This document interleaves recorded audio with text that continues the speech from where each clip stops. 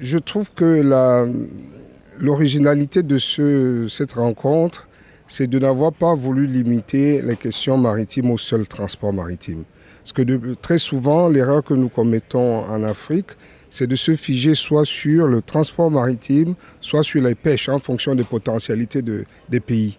Là, on a eu un travail transversal qui a abordé l'économie bleue au sens de toutes les activités et des ressources qui contribuent au monde maritime, donc les transports, la pêche, les ressources minérales, les ressources halieutiques. Donc on a vu tout ça de manière transversale, mais on n'a pas non plus oublié les questions de sécurité et de sûreté en mer. Donc cette vision globale, transversale, a permis d'enrichir énormément les débats et je pense que ça a été une bonne idée des organisateurs de le faire.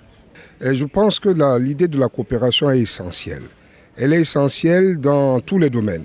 Vous prenez la pêche, il y a des accords dans le domaine de la pêche. Vous prenez les transports maritimes, il y a des accords, transport aérien aussi, bien sûr.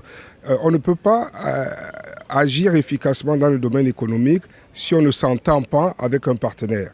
Donc l'idée de créer des accords entre pays du Nord et entre pays du Sud, mais aussi aujourd'hui, le Maroc le montre, entre pays du Sud, entre eux-mêmes, c'est une très bonne chose. Tout le problème, c'est que les États africains ne savent pas négocier leurs accords. Et il y a eu beaucoup d'erreurs dans la négociation des accords de pêche, par exemple. On voit également ces mêmes erreurs dans les négociations et des accords sur les ressources naturelles, le pétrole en mer, c'est des vraies catastrophes en termes de négociation.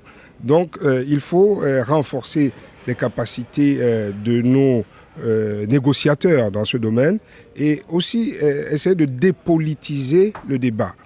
Parce que souvent, les accords sont conclus au nom de l'amitié, n'est-ce pas, entre les parties contractantes. Il n'y a pas d'amitié entre les affaires, dans le domaine de l'affaire. Il y a des intérêts. Et les États africains doivent aujourd'hui apprendre à défendre leurs intérêts.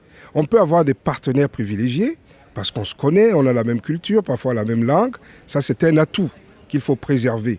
Mais ça n'empêche pas de bien négocier dans des stratégies gagnant-gagnant, n'est-ce pas? C'est ça aujourd'hui l'objectif. Et c'est le travail que nous essayons de faire, c'est de sensibiliser nos États dans la vraie négociation entre partenaires économiques qui se font de bonnes affaires pour avancer mutuellement et non pas dans des stratégies où les États sont tout le temps perdants. Et je vous assure, il y a des États qui ont un gros passif dans ce domaine-là et qu'il convient de soutenir.